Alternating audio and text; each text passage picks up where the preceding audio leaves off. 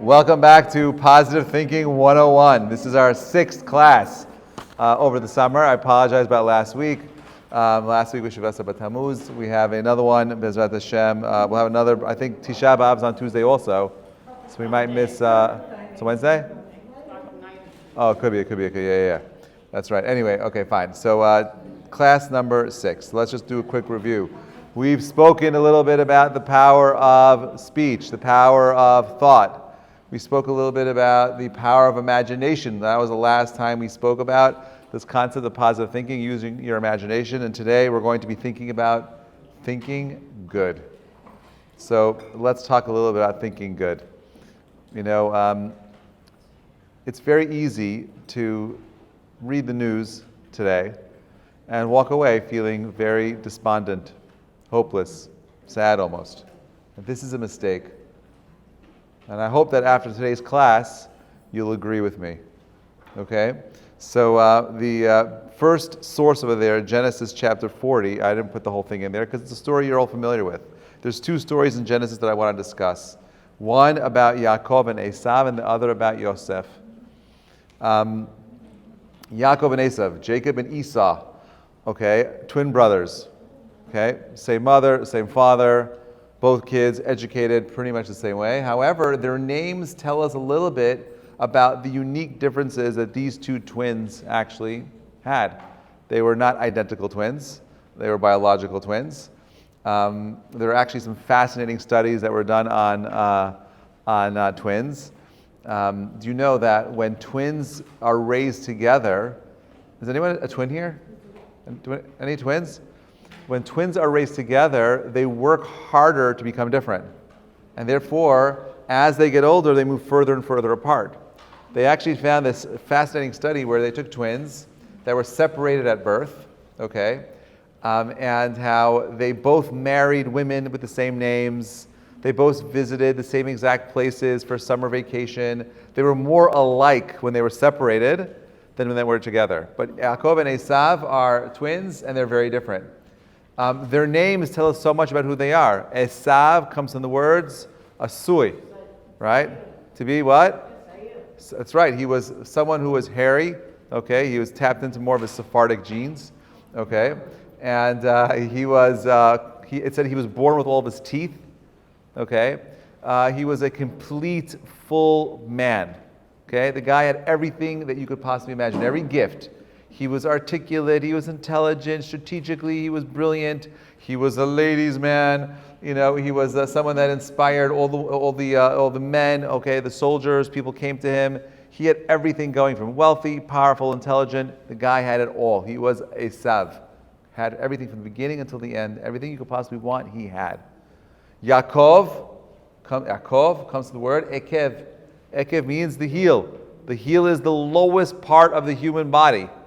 He had nothing, okay? He was a loner. He was a nerd, okay? Did not have anyone clamoring around him. He was so distinct from his brother that Esav won everything. When Yitzchak looked at these two guys, okay, and he's thinking about who am I going to go ahead and give my bracha, my blessings to? Who am I going to impart the lineage of monotheism to to the next generation? Is it going to be Yaakov or Esav? I'm going to choose Esav. Why? Because Esav is a winner, right? And therefore, it's going to go to Esav.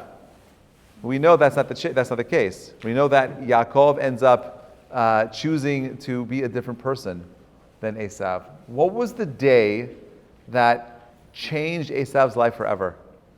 There was one day in his life that was a complete radical change so it was the death of Abraham. Abraham was Esav's idol.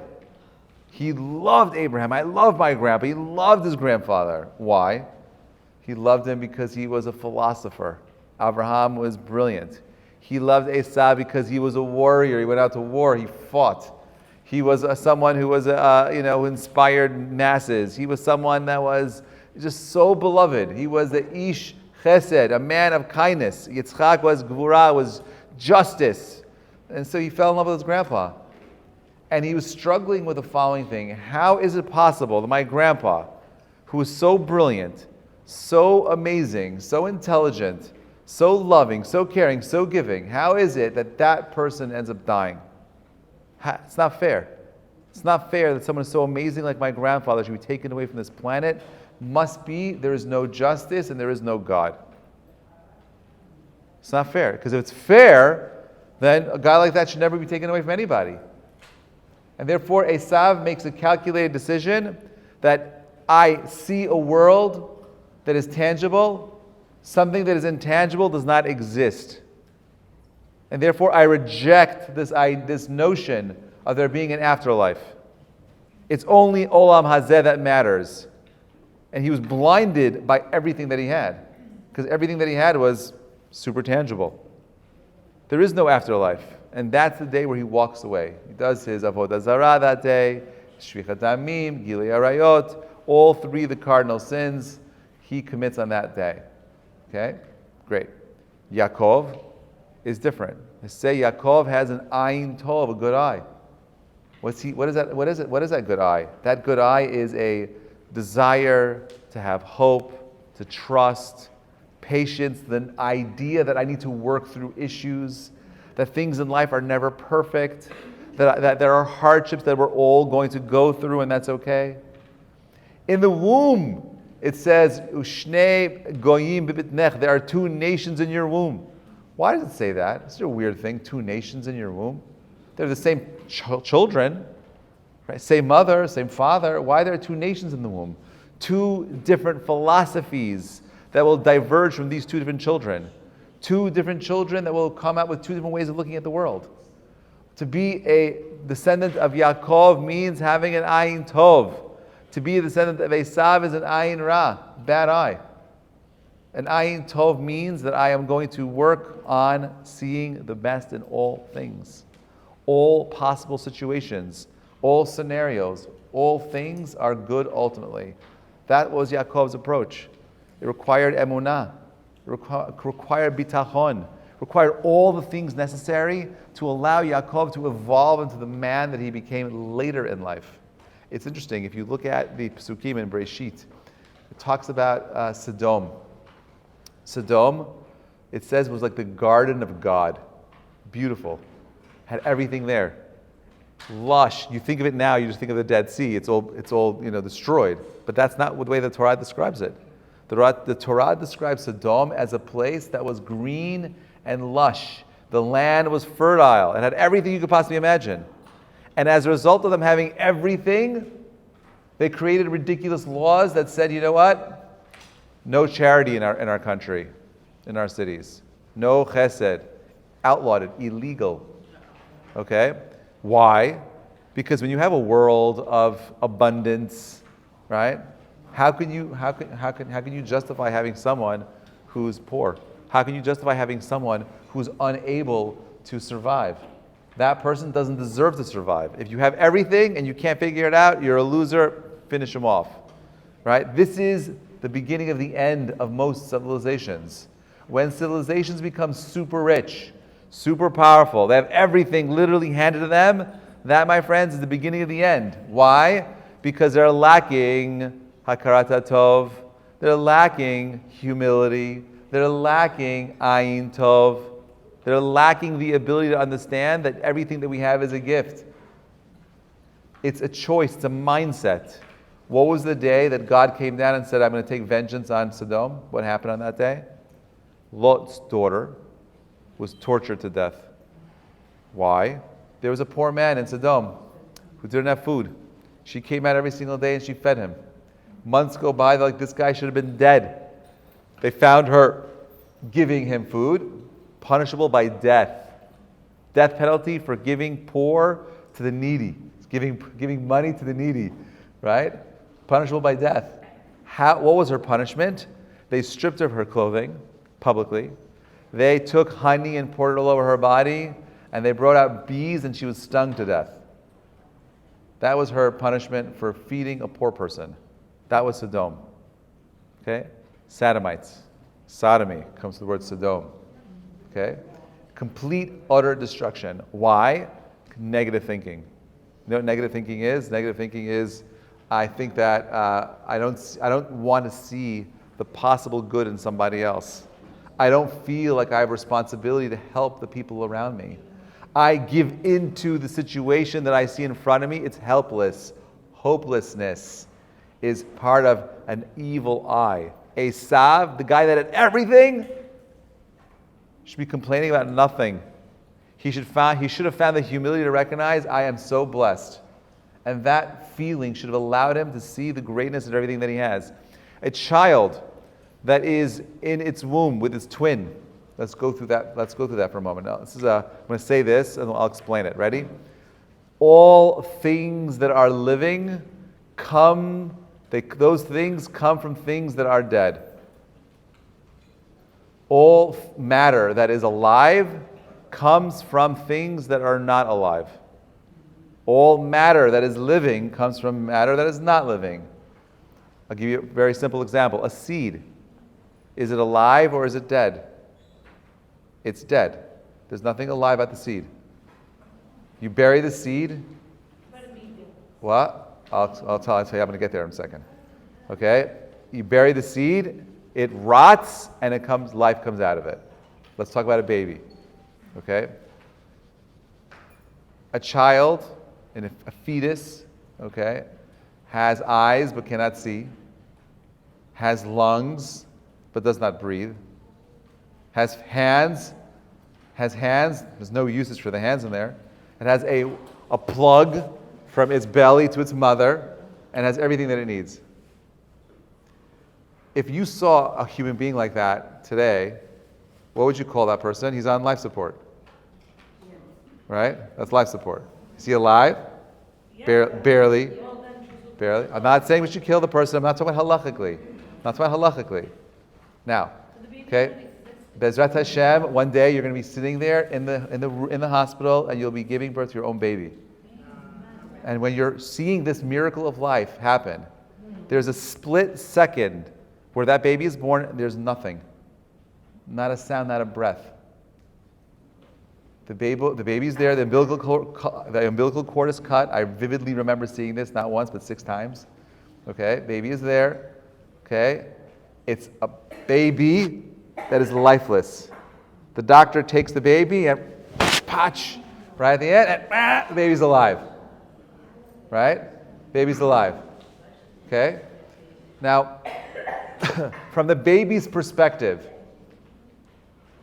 the baby's in the womb. It has everything that it needs. It's perfect.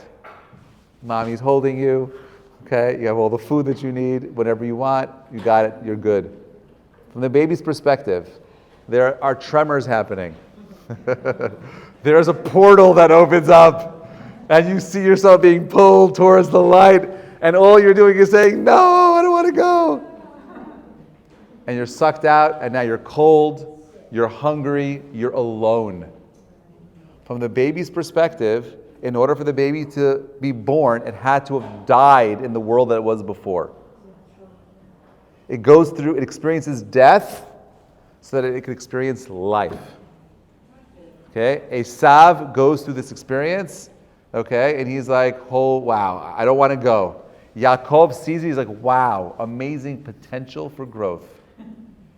Different perspectives, all about how we see the world around us. And this is true for today in 2024, more so than in any other time of our lives. Okay? You're seeing what's happening in Israel. It's terrible. It happened on Saturday night in the north. The response, the world's response to it is even worse, I think. You know, we have so many reasons to be concerned about what's going on around us. Now we have a choice. We're reading the situation. Now how do I respond? Hopelessness. Oh, the Israelis are going ahead and they're breaking out other soldiers from jails. There's civil war going to break out in Israel, right? Horrible things happening right now in Israel. Do I focus on all the things that are wrong? Or do I stop and try to appreciate all the things that are going well? You choose. The 3 weeks, that's exactly what this time is about. It's about a choice. It starts with sinat chinam, baseless hatred. I don't see the beauty in another person like in Sodom, beginning of the end. I don't see hope. I don't see potential for a future, the beginning of the end. how do we change our minds to start thinking good? We spoke about it in thought, imagination, in words. I'm going to teach you one simple idea today that hopefully you carry with you for the rest of your lives. Okay? The Gemara in Berachot says as follows. He says, Bar Hedya was once traveling, this is source number 2, with Rabbi in a boat, and he was disembarking. As he was disembarking, as the boat was leaving, I don't have my glasses. He let fall a book. Rabbi found it and saw it was written in it, all dreams follow the mouth. He exclaimed, it all depends on you. And you give me all this pain. What's he saying over here? What's this Gemara in Berachot saying? Baruch atah Adonai, Eloheinu melech haolam, shehakol nihiya b'dvaro. Well, that's essentially what he's saying, that everything happens according to our words, right? He does. He says that meaning all dreams follow the interpretation of the mouth. And therefore, how you speak about your dreams, how you speak about your reality, how you describe it, defines your reality. How is your day today? You know what your day's going to be like that day? You wake up in the morning and you're feeling, What's your day going to be like? Now, are you a victim to the way you feel? Are you someone that is stuck because my feelings tell me this is how I feel, and therefore that's just the way it's going to be the whole day? Or are you in a position to alter your emotions? Can you control your feelings? And the answer is yes. Part of being an adult and not a child is being able to control how you're going to respond to the situation that you're in. Okay? Everything goes after the interpretation. That's the Gemara saying. Look at the Zohar number 3. He says one should tell dreams to friends, not enemies. We learn from Yosef of the Bible, who told his brothers his dreams, but since they disliked him and had negative thoughts about his dreams, the dream fruition, it took 22 years for the dream to materialize. Everything that was supposed to happen happened, but because of the negative response to him, it was thwarted. 22 years of delay. Now, Yosef's in jail, right? We know that. He was taken, almost killed by his brothers, sold into slavery. He is someone living in Egypt as a slave. Okay? Was he negative? Right there's the last sheet. Is he negative about it? Is he upset by it? No. He's in jail for 11 years. Does he give up hope? No. Well, why not? What would you be like for 11 years? How would you feel like if you were in jail for 11 years? Where does that strength come from? That clarity of conviction. What's that? It comes from, ultimately it does come from Abraham, right? But it's predicated on this one simple belief. The belief that I understand that there is a man in the sky or a being in the sky that has created a world that is designed to give good. But Rabbi, it's not good. There's so much suffering. It's so challenging out there. It's so tough.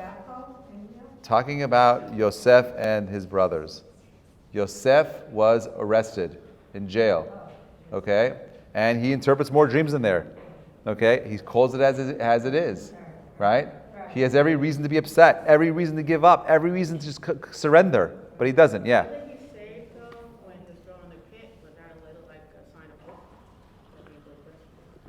He said when he was in the pit, it's not clear. There's no pasuk where he says something, but we know from the midrashim that Yosef never gave up hope.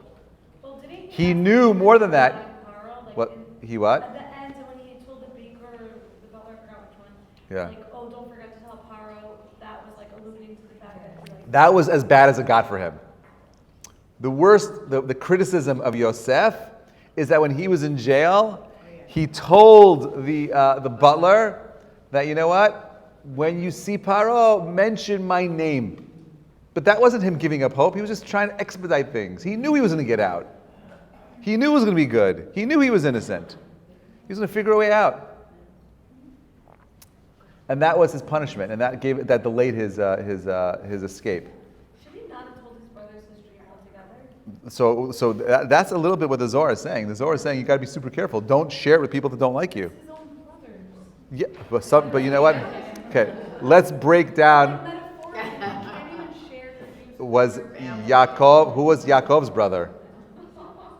Who was Yaakov's brother? Who was Yaakov? Esav, right? Now, what do we know about the brothers? The brothers were jealous.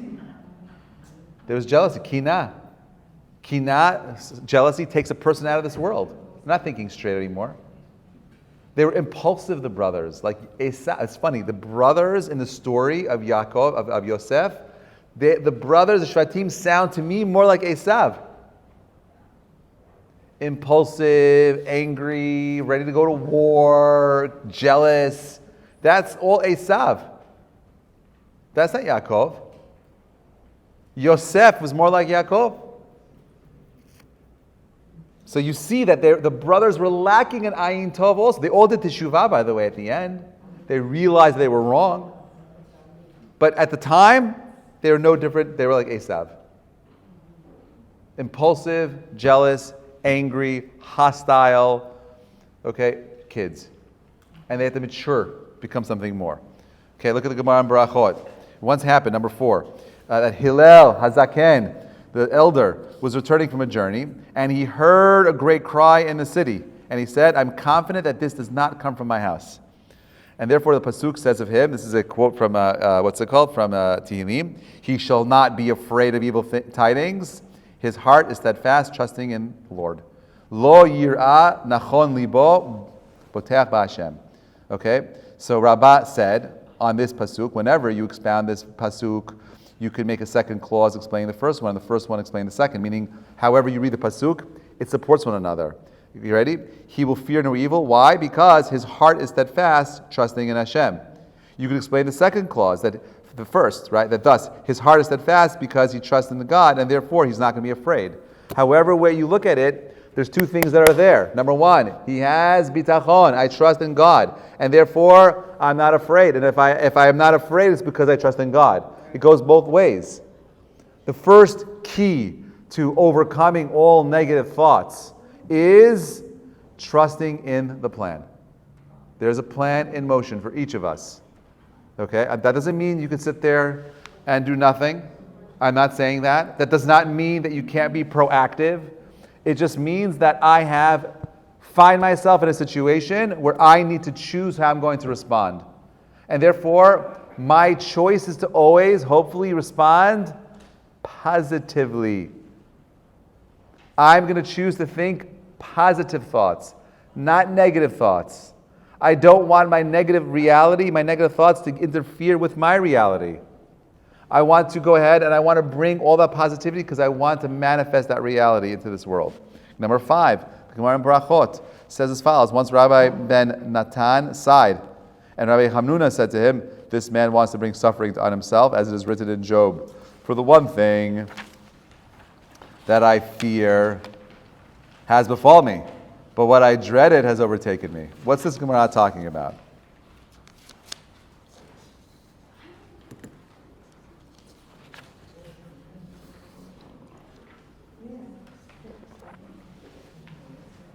What's he talking about?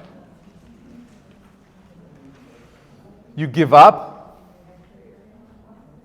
How often do we feel like I just want to give up? I don't want to try anymore. You're sighing, you're giving up, you've already sealed your fate. You've sealed the end of your reality. There's no giving up. There is no giving in. There's no retreating. There's no surrendering. And we used this quote last week, Henry Ford, whatever you think.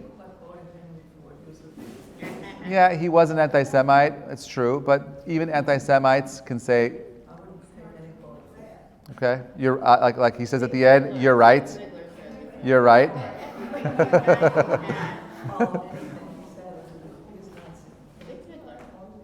There are plenty of people that have said horrible things. That he was honestly, you could take any person from the last 2,000 years, and you'll find that they're all anti-Semitic on some level. Then you can't quote anybody. Okay. Again, I will say like this. I'm definitely not a fan of Henry Ford, obviously, but when I hear things that I like that suit my lesson, I have no problem quoting it. I believe you give credit where credit is due. Anyway, it's all good. It's all good. They're gonna one day they're gonna wake up and they're gonna realize the things that they did. Okay, so what? Grandson was good. I don't know. I don't know who the grandson was. It doesn't matter. That's not what she's saying. Her issue is that you shouldn't quote an anti-Semite, which is fine. I respect that. I agree with you. Okay. The Lubavitcher Rebbe says as follows. Lubavitcher Rebbe says, Tracht gut. I can't see the Yiddish over here. That's sein gut. That's right. You think good, and it will be good. Okay? Now, this is his philosophy. Okay? Post the Holocaust, he recognized something that forever changed him. Yes? Well, I think the story from the Gemara is really also talking about the power that we give to anxiety and Correct. worry, and like more than even thinking good, not Thinking bad, negatively. not thinking about, oh, what if this, what if this, Correct. what if this. Right. And having that like live in your head, you know, pay rent in your head on that. Like more than even thinking good, you have to not Think negatively. That's so true. Meaning, like all too often, thank you. All too often, we allow our negative thoughts to interfere with reality. Okay, and we allow that negative cycle to kind of like flow through our head. We start thinking of all the negative things, and you end up seeing the problems. By the way, I see this very often in relationships, where I get phone calls from people that are married or dating, and they call me about all the things that are wrong. Right? Well, how do I get this person to stop? And I'm like, well, why don't you first tell me about all the things that person is doing right? And let's write it out first. And then tell me about the one thing that you wish was a little different. Right? And that's just about that. It's the same thing, that we create this anxiety. It's coming from a negative place. It's not a positive thing. It's not a healthy thing. We end up doing these negative things, and it ends up destroying us. Right? By the way, we do it to our children. Where we pick on that one thing that we don't want to see in our kids. And we drive them crazy with it. And what we need to do is we need to remind them of all the good that they're doing as well. And that's what we focus on. I'm not saying we ignore the things that are negative, but we have to create a positive thinking mindset, like the Lubavitcher Rebbe said. There's a famous story that is told by the Panovitcher Rav, who was a Holocaust survivor. He was an older man. This is a true story that is told by one of the students that were there. And if you were in Bnei Brak in the 1950s, Bnei Brak was not the city that you see today. Bnei Brak was nothing but sand dunes. Okay, so there was a small yeshiva right outside of Tel Aviv, which is right near Bnei Brak, and usually most of the boys in the yeshiva would try to go to Yerushalayim. So you try to hitch a ride. So they're standing on the road Thursday night. They're trying to go, to Yerushalayim, to go back home, wherever it is, and they see a light in the distance, and they're walking towards the light, and they see it's the Panovitcher Rav holding a lantern. So he's holding the lantern, and the boys seem like, "Are you okay? You lost?" He's like, "Yeah, I'm fine." He's like, "Come here, I want to show you something." He's all excited, and he starts pointing. He's like, "Look at this. This is this area is where I'm going to build my yeshiva. I'm going to build my yeshiva over here, and there's going to be a dorm over there." And he starts talking about his vision. They're like, "This guy is nuts. These guys are like, this guy's crazy. They see nothing but sand dunes." Right? And he's like, "You'll see one day, this is a Holocaust survivor. Israel does not have the resource to build yeshivot.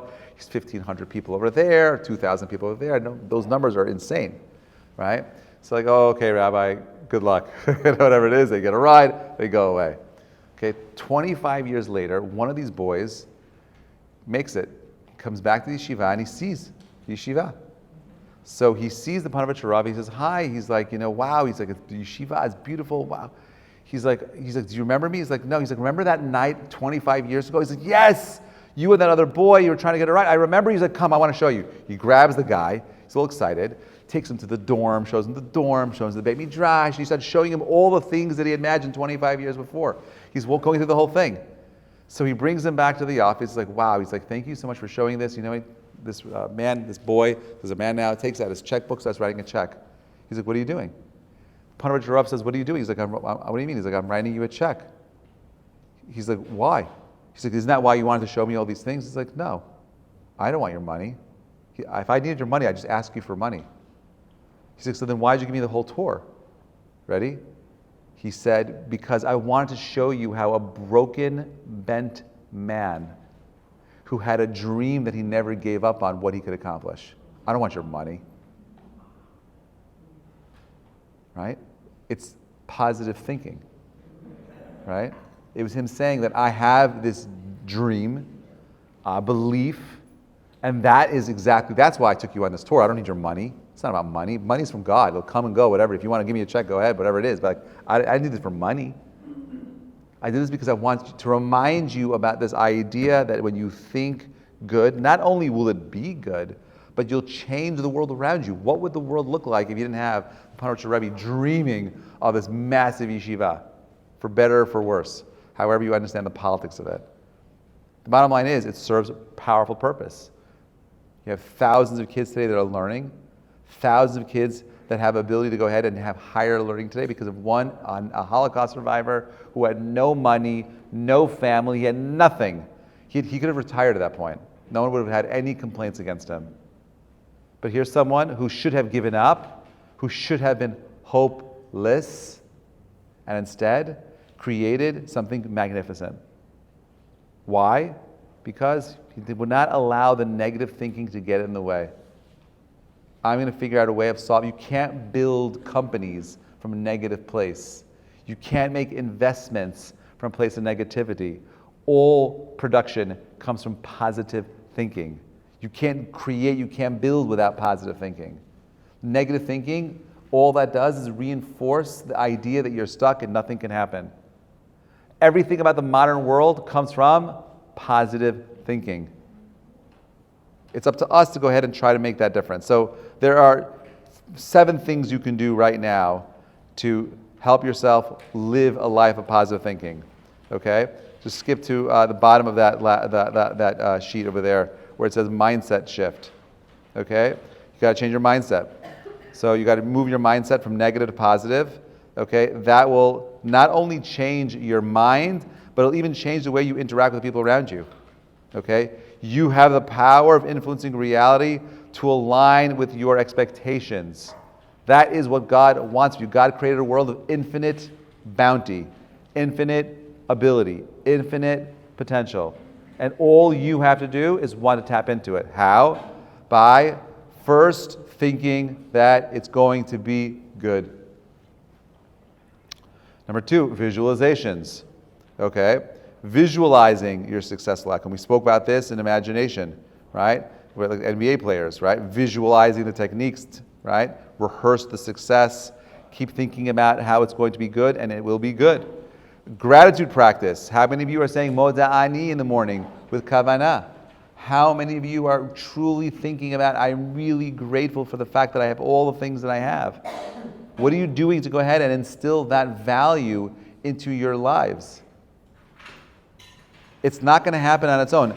Esav expected the world to be great by just leaning on his natural talents. If you just lean on your natural talents, you'll get by. And you'll be okay. But that's not what it means to be a Yaakov. Yaakov also had a dream about having his children accomplish great things. He was suffering for so long because his children were unable to actualize his vision. But in the end they did. Why? Because they finally submitted to the idea that it's all good. Even the fact that they sold Yosef at that moment was good somehow. But our suffering as Jews still comes from that one moment in time. Because of the sale of Yosef, we are bound to go ahead and experience and re-experience this kind of suffering. And the only way we break out of it is by thinking positive, by trusting in the process, by never giving up hope, by always believing that I can and I will. Affirmations. Okay, how many of you have taken on the idea of truly affirming that things will be good, so that you can go ahead and rewire your mindset and your brain? Because our natural tendency is to see negativity first. Why? Because of preservation.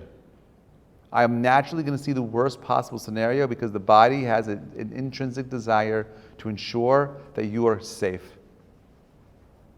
But when you live in a world of abundance, in a world of plentifulness, there is no reason why you should be afraid of anything.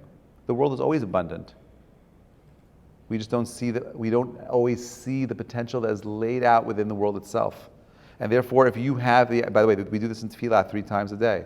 Prayer is about reaffirming every single moment in time that I believe and I trust that there's a God who's going to give me all the things that I need. Anyone here going hungry?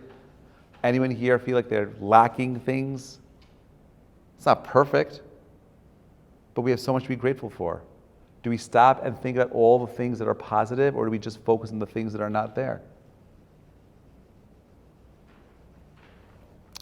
This is my favorite, number 5, surrounding yourself with positivity. I will do everything in my power to remove all negative people from my life. I just don't want it. I don't have time for it. I don't want to see it. I don't want to hear it. I don't want to think about it. I don't want to look at it. I don't want to know it.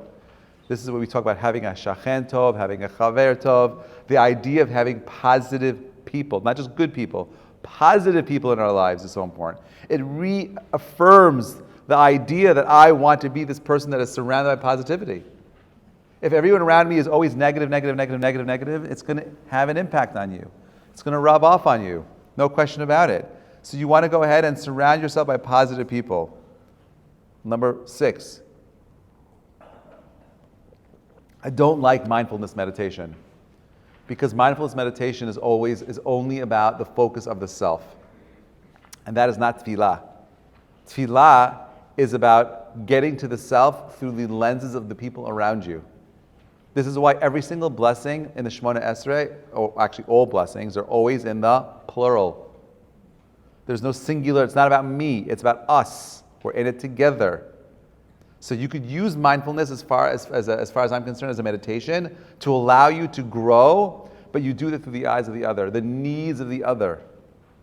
I would love to have money so that I can help other people with their challenges. I would love to have all these blessings so I can help the world. I'm doing it for us. May we, the people around, take people with you. When it becomes a selfish meditation about the self, you end up lacking gratitude. And all you're thinking about is the things that you're lacking and missing. So mindfulness meditation as a practice is great, but it should be done with a siddur. All right, practical applications. Okay, let's talk about how you can make it practical. Okay, let's go from the bottom up. Number 4, positive self-talk. How do you change the way you're speaking about the situation that you're in? What can you do right now to change negative words versus positive words? Are you mitziyan? No. Okay. Choose not to be mitziyan. Right? Do you think that today is a great day? Yes. No, not necessarily. Not everyone agrees. We have machloket here. There are some people that are shaking their head no. What's that? It's a great day. No, it's not a great day. Yes. I know we say it in Israel, but we're in America now. What do we say here? Yeah, Tov Gam. Yeah, Tov Gam. All right. Again, we're going to repeat it over and over again. Okay? If you think good, it will be good.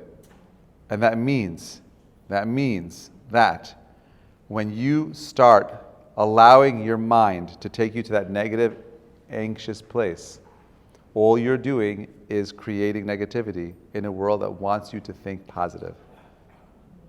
That's it. And therefore, with the idea of,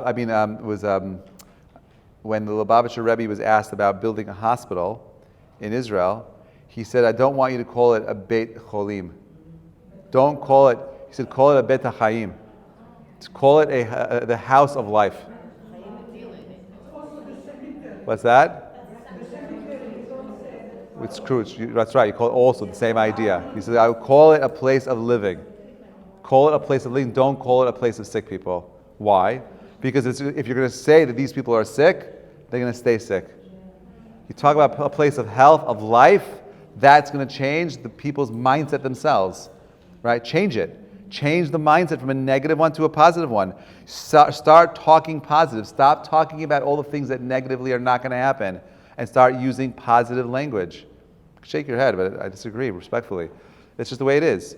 The mitziyut is such where if Israelis, okay, would have thought negatively, okay, in 1967, in 1973, in 1981, 1982, there would be no state today. If Israelis today, currently, in 2024, think negatively, there will be no future for Israel either. The only way the Jewish people walk out of the situation we're in right now is by finding some way of having hope for a future. And when they do that, they become bigger human beings. That is how we change the future. Mashiach will come when we're kulei zakai, right? We're totally mitori. We all merit for that reality. Or, God forbid, if we are totally bad and evil. Either it gets to a point of no return, or we are worthy of it. How do we get to a place of being worthy of Mashiach?